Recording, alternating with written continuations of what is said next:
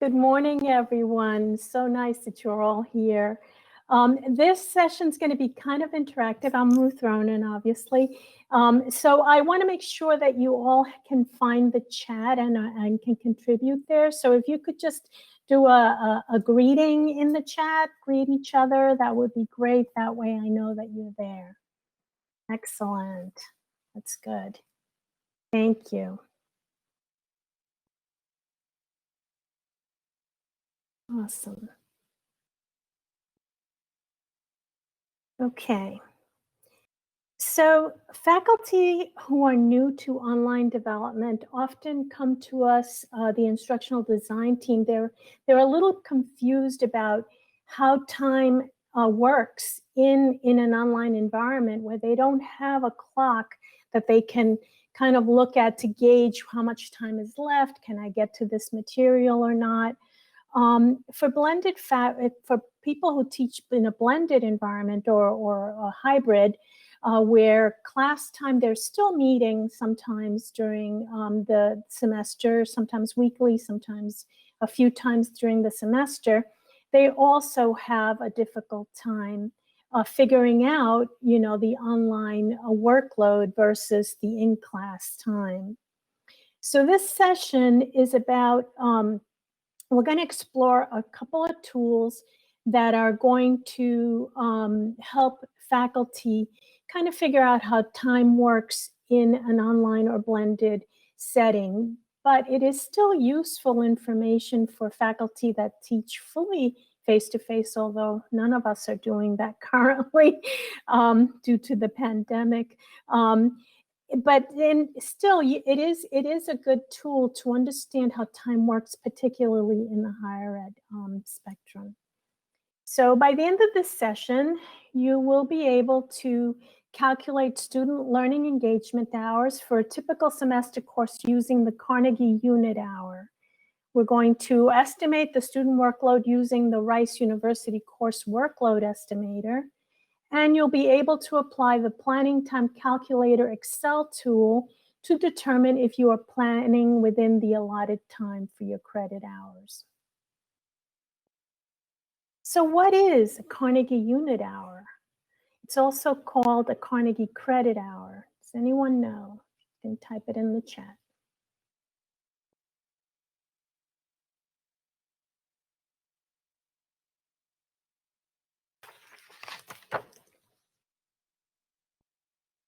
Okay.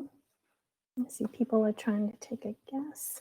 In my college, it's 5 minutes. Yeah, it's like a New York minute.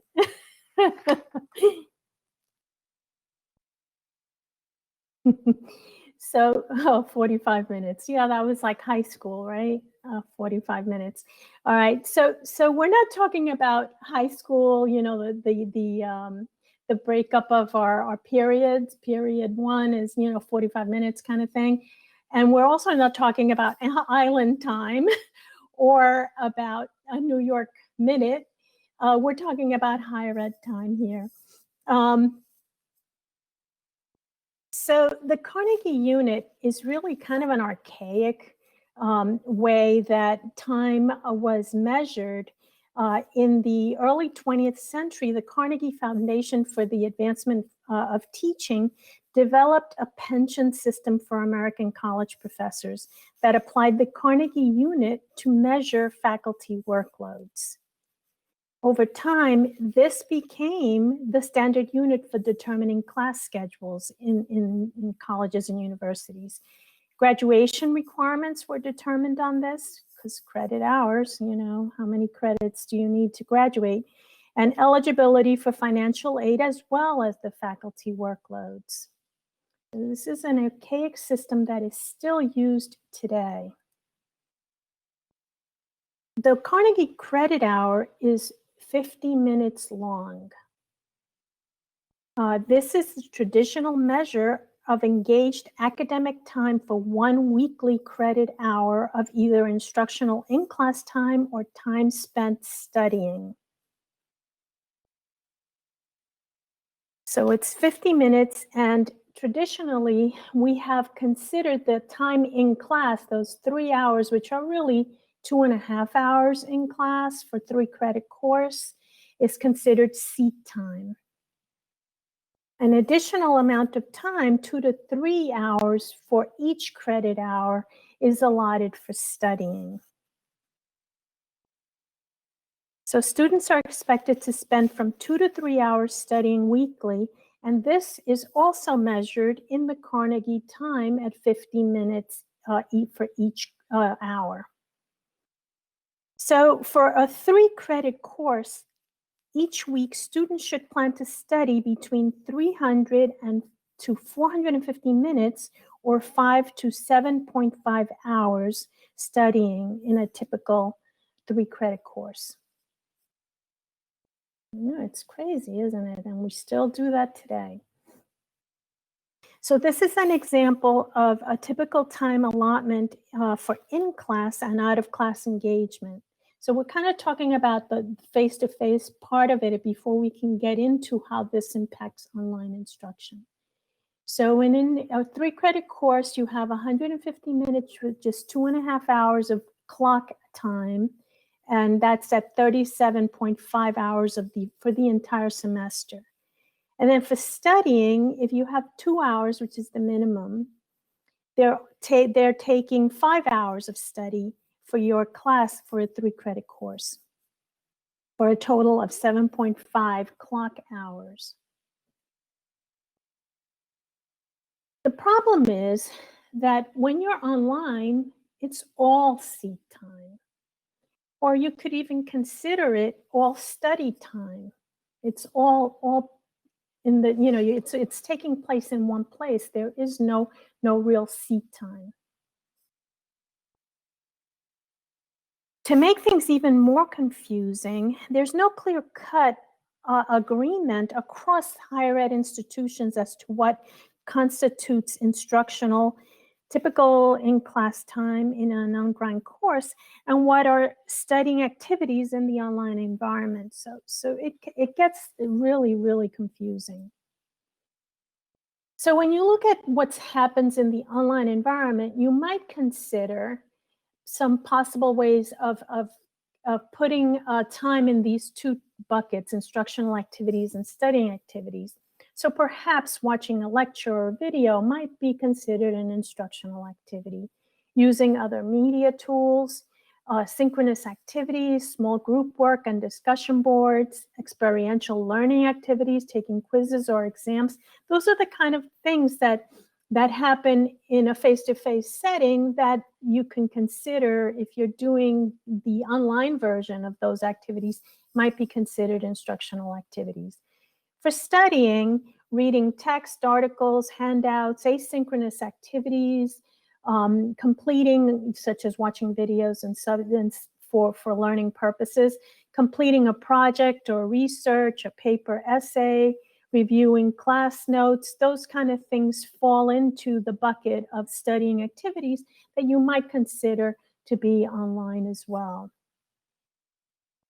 The thing is that online activities really don't fall that neatly into those two buckets, because oftentimes those activities can really be applied to either instruction or studying. I think that a better way to consider online activities is to consider, are these learning activities or assessment activities? When students work online, they're either learning something or they're demonstrating what they have learned through some form of assessment. So these two probably are better categories to consider for online instruction. So when we reorganize the information the things that are happening online, this might be what the types of activities that fall into these two categories. So learning activities could include reading text, articles, and handouts, watching a lecture or a video, using learning applications, attending web conferences, and small group work and discussion boards. Where assessment activities might be writing assignments, group assignments and peer reviews, preparing projects and presentations, taking quizzes and exams, and completing homework assignments. Do you have any questions so far? Let's double check. No questions. Okay. So 3 tools to help you avoid going over time. To avoid that course and a half syndrome, which is when you develop, when you have more information happening, more activities happening than your allotted time. That's the course and a half syndrome. So these are 3 tools to avoid that we're going to go over. One of them is the credit hour reference quick guide that I will be providing a link for. I'm going to also share with you a planning time calculator, which is an Excel worksheet that I developed to calculate time. And we're also going to encourage you to consider going into the workload time estimator developed by Rice University. It's a link to that. There will be a link to that tool within the planning time calculator. So we're going to take a look at that. Okay, so here are the 2 bit.ly links to the 2 tools. One of them is a QuickTime reference sheet that our department provides for our faculty as a quick way to look at time. And then there's the Excel spreadsheet, the planning time calculator. Okay, I'm going to share my screen. All right, so the first one is the credit hour reference sheet. This is a sheet that kind of explains what the clock hours versus the clock time versus the Carnegie time. And we know that it's 50 minutes for 1 credit. And it gives you a quick reference, learning hours per week for a 3-credit course, and the accelerated. So here's a 15-week, here's perhaps a summer course, that's 6 weeks, and how time, in the end, you still have to have that 3-credit time total, even with accelerated courses. And then some activities, some learning activities, and the approximate time that those take. And we're going to dive a little deeper into that in the Excel spreadsheet. Okay, so and these are some references that kind of informed this this reference sheet. So here is the the Google. You can download this, and it's in a Google Drive. And I'm going to download it now so we can see it.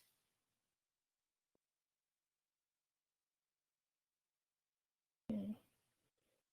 All right, so the way this works is that you plug in the amount of weeks. So let's say it's a 15 semester, standard semester, and it is a 3-credit course, and it's a tough course, so you're going to give students up to 3 hours to study.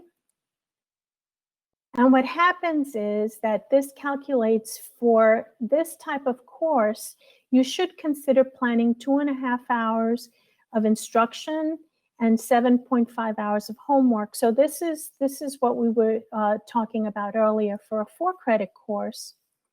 This changes. Now, this is the time for a fully online course or a traditional course. You have 10 hours in this instance, with 3.3 hours total, 10 hours of for homework, and 13.3 hours because it's a 4-credit course total.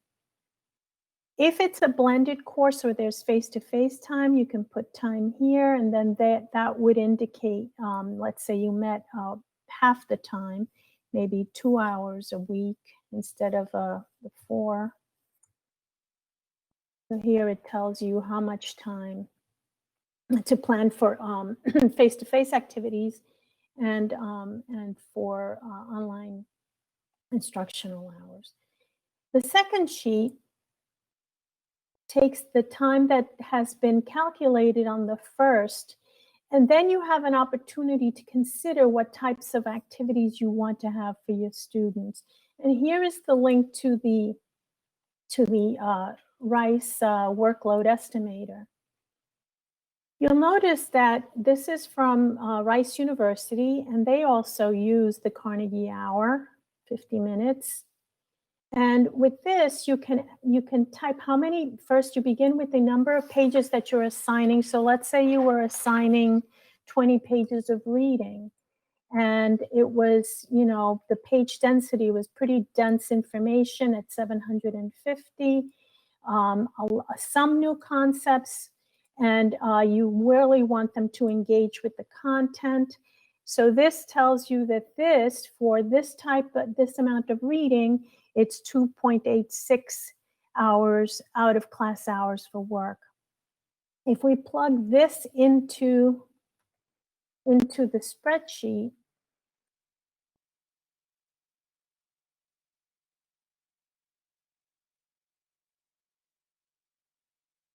it calculates the readings as 2.4 in regular real-time, regular clock hours, which are 60 minutes. Okay. That. So that's the way those three tools work. Okay. Do you have any questions? Do you grade? Okay, you do have some questions. Do you grade discussions or just grade for completion? The discussions, the way that I calculated time on that spreadsheet is the entire experience of composing and reading people's posts, and adding to the conversation in a discussion forum.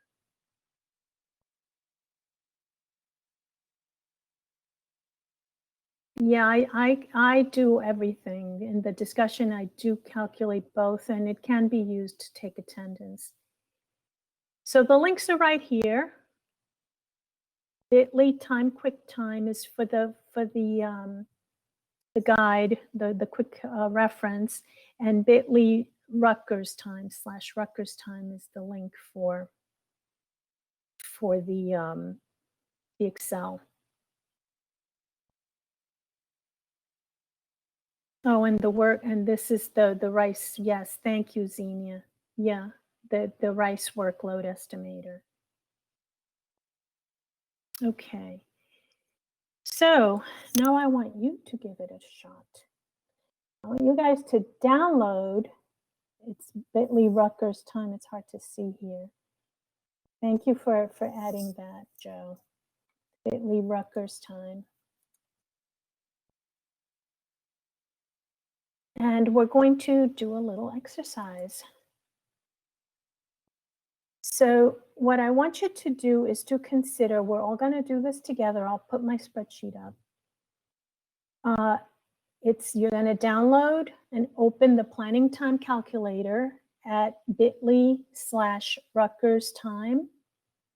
On the week time estimator sheet, that's the top sheet, you're going to calculate the total clock hours per week for a fully online course. That's 15-week fall semester, standard semester, and 3 credit hours, 3 study hours per credit. I don't want you to close the file after you've done that, because I have a little poll coming up after that. Okay, so it's a 15-week semester, standard fall or spring semester, 3 credit hours, and 3 hours of study time, because it's a tough course.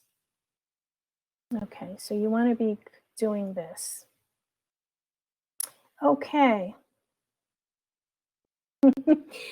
Thank you, Callie. All right, so are we there yet? Just give me a yes or a thumbs up, and if you look at your status, and your status has near your circle icon, if you click on that, there is a status capability that you can give me a thumbs up if we're good. Okay, so we're ready for a poll. So here's the poll. How many total weekly hours should you plan for, given a fully online 3-credit course offered in a 15-week fall semester that requires at least 3 hours of study for each credit hour?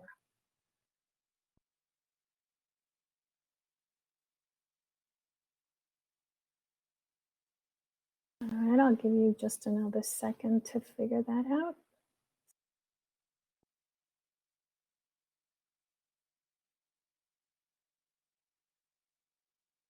Okay, so I'm going to publish the results. It looks like most of you answered B. And let's see what the answer is. The answer is B. Yes, 10 hours. If I go back and look at the spreadsheet,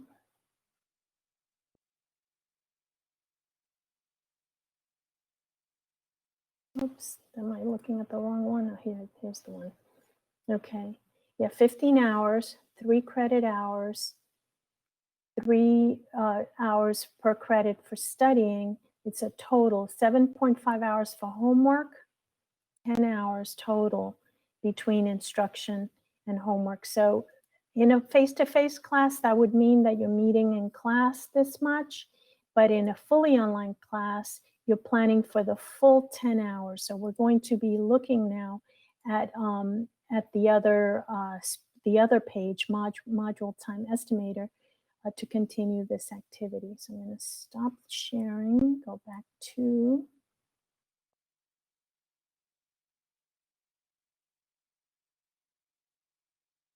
and we're ready to go. Okay, so now this time we're going to use the Rice University app.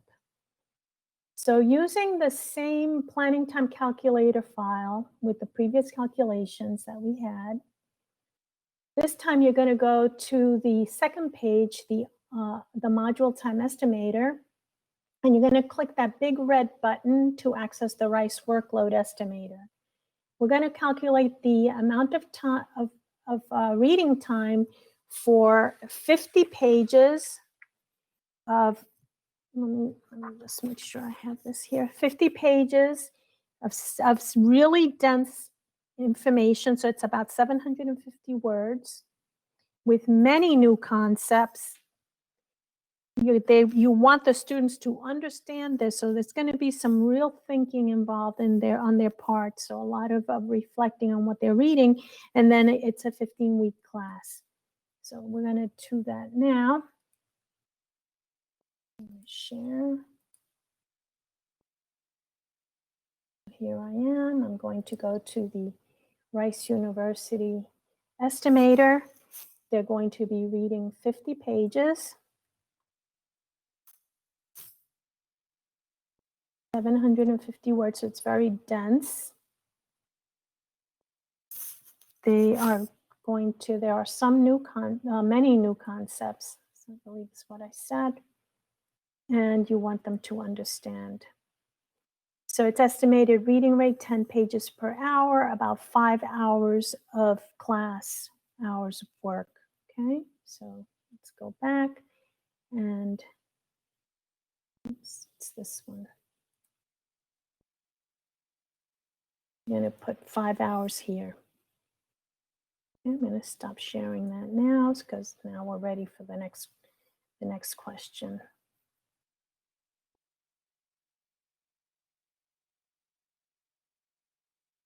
Okay, so let me start this poll.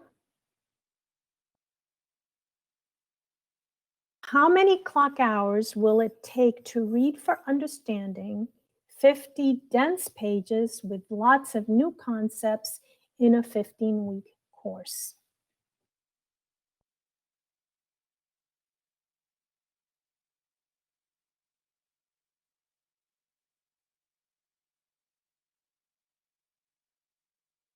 I'll give you another minute. No one told you there was going to be math at this conference, huh? All right, so the correct answer is, and let's publish so most of you answered 6. A. The correct answer is C. 4.2 hours is the amount of clock hours that it will take. So let's go back to the spreadsheet. It's 5 hours of Carnegie time, but it's 4.2 hours in regular clock hours. It's 60-minute hours. That makes sense? Oh, I didn't share my screen. Let me go make sure I share my screen because you're not seeing what I'm seeing.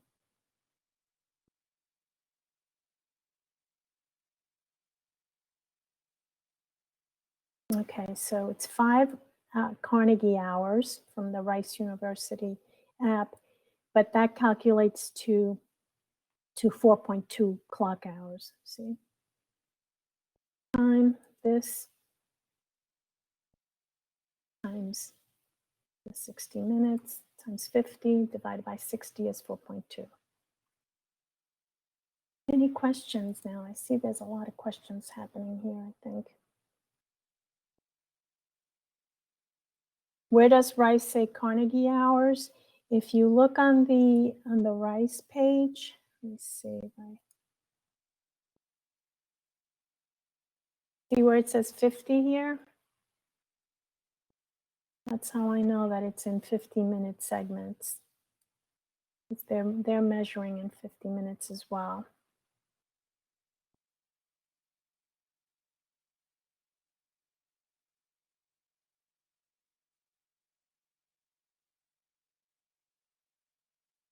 Click to enhanced version on top of page takes you to Wake Forest calculator that includes discussions. I don't know what that's referring to. Okay. So finally, the last thing we're going to do here is we're going to use the, for other types of activities to see if we're going over time. So using that same sheet that we were on for the for the Rice University reading time, this time you're going to put this information into the spreadsheet. So for case study, it's going to be 2 hours, and I'll show my spreadsheet. Discussion posts combined is going to be 3. That means discussion posts are both the initial post and the response posts time. The mini lecture video is about half an hour. Other videos, another half hour. Assessment preparation time for 1 hour. Individual assignment, you're going to put in 2 hours, and a quiz for 2.5 hours. So I'm going to share my screen so that you can see this information. Okay, so in this spreadsheet, what I did is I have a little pop-up that comes up for the suggested amount of time to put into these. You can see, and I know there's been some questions about the discussion board activity. So I have it as a total of about 3 hours for a typical discussion board. That includes the initial post, and then reading posts, and then responding. But of course, this is just an estimate. Depends on how deeply you're diving with that prompt. Okay, so we have 2 hours, 2 hours for a case study work, 3 hours for the discussion post combined, a mini lecture at half an hour, other video about half an hour, 4.2, and of course, all the time in here in this area is in regular time. It's in regular clock time, not in some crazy 50-minute time, because faculty don't think in 50-minute segments. We think in 60-minute segments. So this is in regular clock hours. Okay, so when you plop in all this information, you see that you are spending for learning activities, it's about 10.2 hours. And for assessment activities, it's 3.5 hours. Remember that learning activities can include instructional time that would happen in a classroom, like a lecture.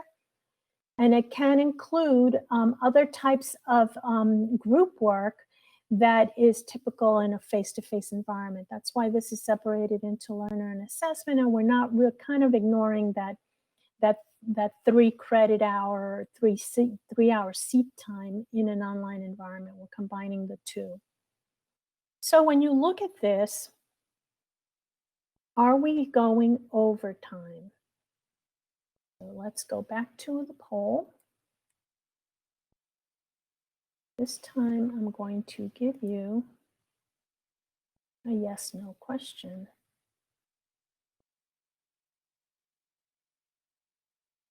Did we go overtime?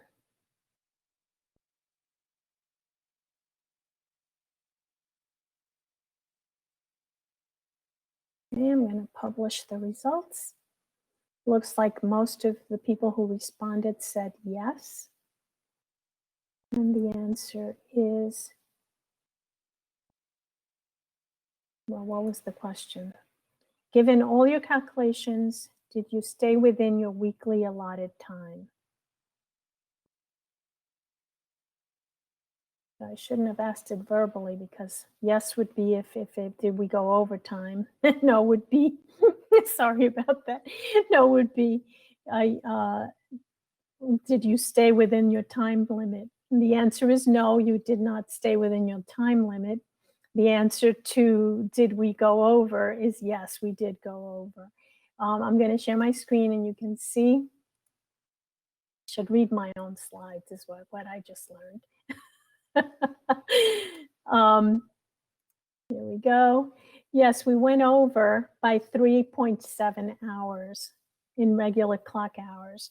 So what would be something that we could shave off of this in order to be able to make our time? What might we do? Let me just go over here so I can see the chat.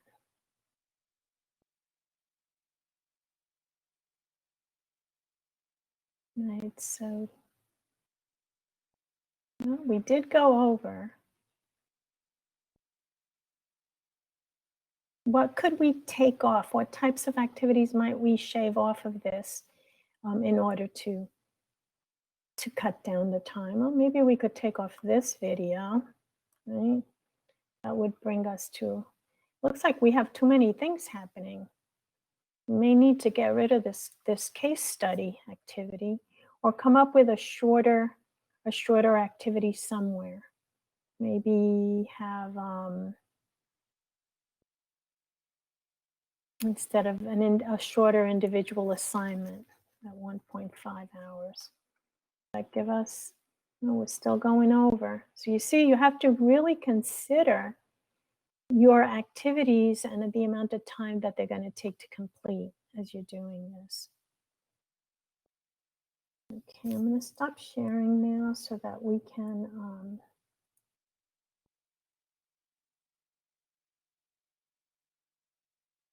all right, so that's pretty much it for me. This is my contact information. If you have any questions, we still have some time left.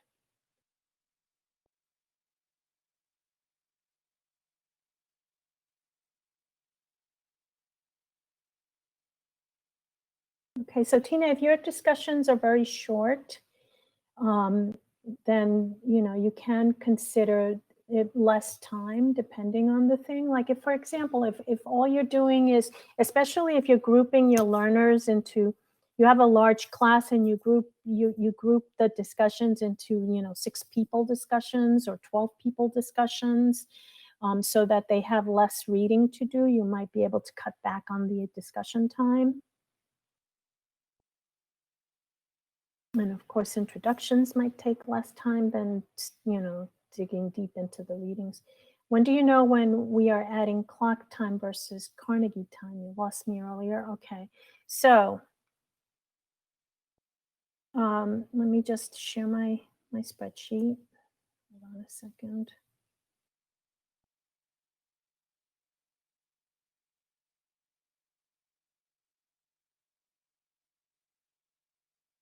So what I tried to do with this is it's all 60-minute time that I'm showing you. For a standard, it shows you here on the spreadsheet that the Carnegie time, weekly time, and then the actual weekly clock hours are over here. For 4 credit hours, it's 3.3 hours, you see, in real clock hours. In the module time estimator, I'm taking the Carnegie, the Rice University information, which is in 50-minute segments, and I'm putting that time in here, but I'm showing it to you in here. It's always in clock hours. Everything that is in this particular spreadsheet converts Carnegie time into actual clock time to help you figure out the time, because we don't think in 50-minute chunks. Does that answer your question? I hope so. Okay, good.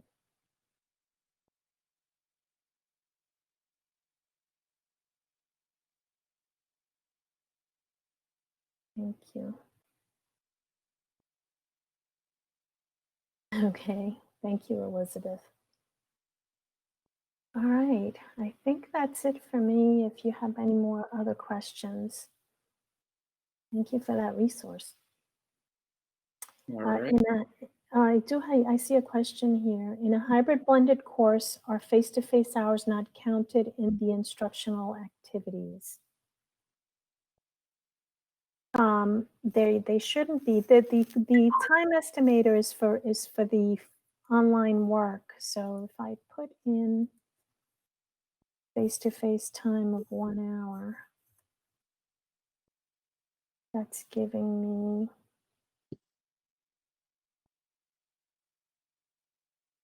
one for 8.8 hours, instructional hours, and it's 7.5 hours of week work. I have to take a look at that and see. I may have to make some adjustments to my spreadsheet. That's a really good question. I'll have to take a look at that. The worksheet is protected, but you can unlock it with just the Rutgers. I think I give you the tip at the very top. So if you can improve on this is open source. You can improve on it. Let me know that you figured a better way to do this. I would love to get feedback on improvements to this. A conference on Big Blue Button, that would count as 1 hour of instructional activity. A conference on Big Blue Button is 1 hour of instructional activity. Yes, that would be. If it's a 1 hour that you're lecturing for or having that webinar. We do have 1 minute, Ruth, left, by the way. There's one more question there. Writing and other activities, that was with the Rice University estimator. You can do writing activities with that as well. If you go to the Rice estimator, it's the second column is for the writing assignments. I do recommend, if you're going to use it in conjunction with the spreadsheet, I do recommend that you do each one separately. So you do your reading, you figure the time on that, and then you refresh the page and do the writing time and do that separately. That way you can put it into the spreadsheet and it will calculate the clock hours. Thank you. Bye-bye.